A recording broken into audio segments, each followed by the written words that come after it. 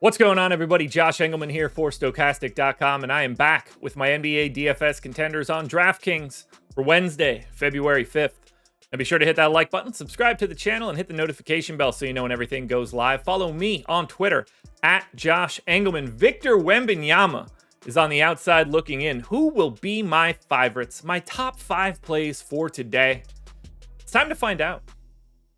First up at number 5, I'm going to Anthony Edwards. Still no Dante DiVincenzo, still no Julius Randle, and the Minnesota Timberwolves have a date with the crappy Chicago Bulls. 36 minutes for Ant. It's his team.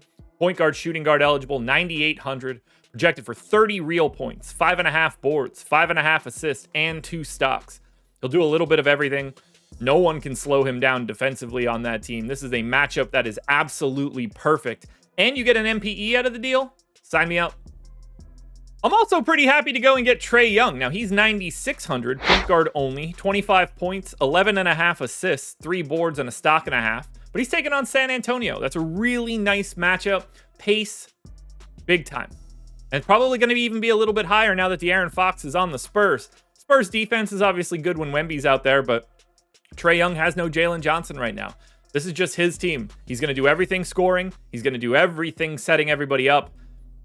A high double-double out of Trae Young just feels like it happens every day at this point. So if he's playing 36 minutes a night in a pace-up matchup like this, I want Trae Young.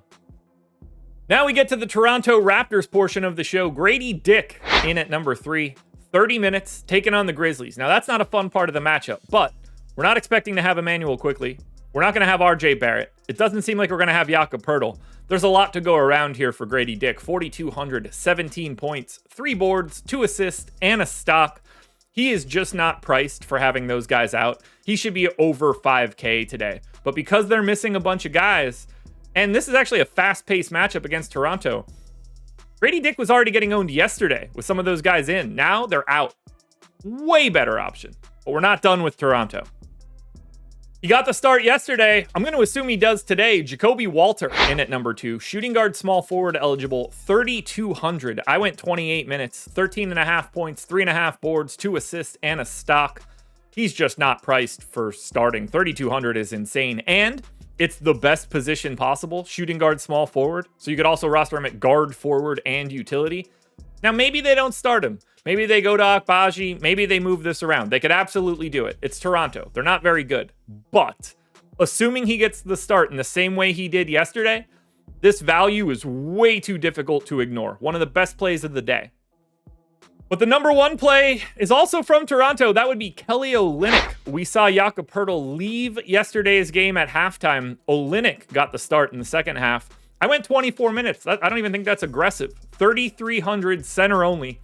12 points, 5.5 boards, 4 assists, and a stock and a half. He's a great per minute guy. He could, in theory, play more than what I gave him, but even in 24 minutes, he's the best value of the day. Even if you gave him 22, he's probably pretty close to it. This one's just simple. As long as we get Kelly Olynyk in the starting lineup, and it's possible we get Jonathan Mobo, it's even possible we get Orlando Robinson, but I'm assuming it's Kelly Olynyk starting. As long as he's the starter, he's your number 1 contender. But whoever starts at center for the Raptors, as long as it's not Jakob Poeltl, will be your number 1 contender.